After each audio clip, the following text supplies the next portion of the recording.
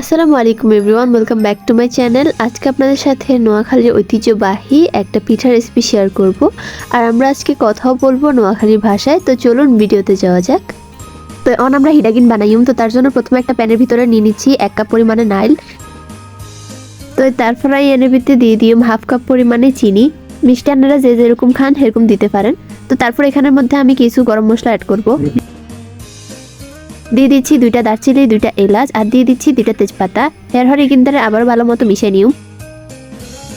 তো তারপরে কিন্তু লাড়ি সারি উড়ে হালাইম। তো আরুগ্যের এক্সের ভিতরে আমি 2 কাপ পরিমাণে হানি দিয়ে দিছি। হানির লগে দিয়ে দিছি 1 চা চামচ পরিমাণে লবণ। এরপরে আরুগ্য বাটির ভিতরে দিয়ে দিছি 2 কাপ পরিমাণে চালের গুঁড়া। চালের গুঁড়ার লগে দিয়ে দিছি 1 কাপ পরিমাণে ময়দা।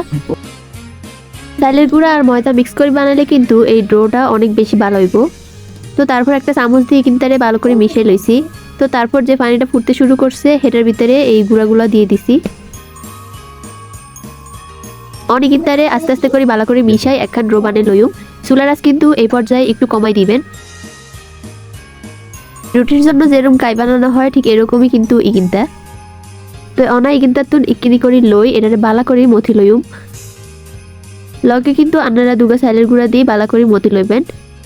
তাহলে কিন্তু এই ডোগা অনেক বেশি স্মুথ হয়ে যাইব। তো বালা করে মতি এরকম গোল করি, তারপর একটা চাপ দিয়ে নিলাম।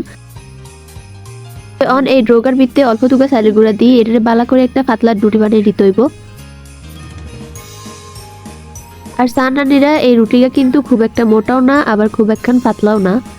তো রুটির এক পাশে নারকেলের পুরটা দিয়ে দিছি। তো তারপর এটার একটু মাঝখানের দিকে নিয়ে এক পাশে তুন এরম ভাবে চাপ দিয়ে দিও। তারপর আঙ্গুল দিয়ে কিন্তু খুব ভালো মতো চাপ দিয়ে দিলে কিন্তু কিন্তু সিল হয়ে যাইব, খুব ভালো মতো কিন্তু আটকে যাইব। তো একটা কাটার দিয়ে আইনারে সুন্দর করে গোল করে কাটি লইম। নোয়াখালীর মানুষেরা এই কিনতারে তার খুশি দিয়ে কাটে, আপনারা যে কোনো কিছু দিয়ে কাটতে পারবেন। তো যে কিনটা বাকি ছিল সেই কিনটা দিয়ে আমি আরো কোকা পিঠা বানাই লইছি। এই পিঠাগারে একটু ডিজাইন করব। এই ডিজাইনটা কিন্তু আপনারা না করলেও হইব, এরকম ভাবে কিন্তু কিনতারে যদি শেখিলাম তাইলে কিন্তু খুব সুন্দর আর মজার হইব পিঠাটা।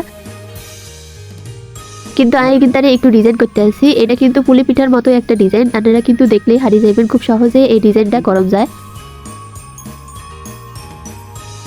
হাত দিয়ে এক পাশে তো আরেক পাশে সাফি সাফি ঠিক এরকম করে ডিজাইনটা বানাই লইম। একদম লাস্ট পর্যায়ে যাই, তারপর এটাকে বালা করে সিল করে দিম। তইলে কিন্তু পিঠাটা একদমই রেডি হয়ে যাইব। তো এরকম করে আমি বেগুন পিঠা বানাই লইম। আপনারা আপনাকে পছন্দ অনুযায়ী যে কোনো ধরনের ডিজাইন বানাইতে পারবেন। তো কিন্তু শেকি লইম। এটার লাগে প্রথমে চুলে একখান ফ্যান বসাই দিছি, আর তারপর উগ্গা করে পিঠা দিয়ে দিছি।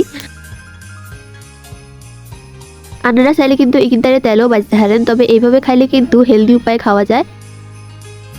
এইভাবে খাইলেও কিন্তু অনেক বেশি মজা হয় এই পিঠাটা। তো এপাশ ওপাশ করে এখানটারে বালা করে সেকি লইছি বা খোলার দিয়ে লইছি। তো এলে কিন্তু এই পিঠা কিন্তু একদম রেডি হয়ে যাইব। খাইতে কিন্তু এই পিঠাগুলো খুবই মজা। আপনারা চাইলে কিন্তু খুব সহজে এই পিঠাটি বানাইতে পারবেন। তো আমার আজকের ভিডিওটি যদি আপনাদের কাছে ভালো লেগে থাকে অবশ্যই চ্যানেলটি সাবস্ক্রাইব করে পাশেই থাকবেন। আল্লাহ হাফেজ।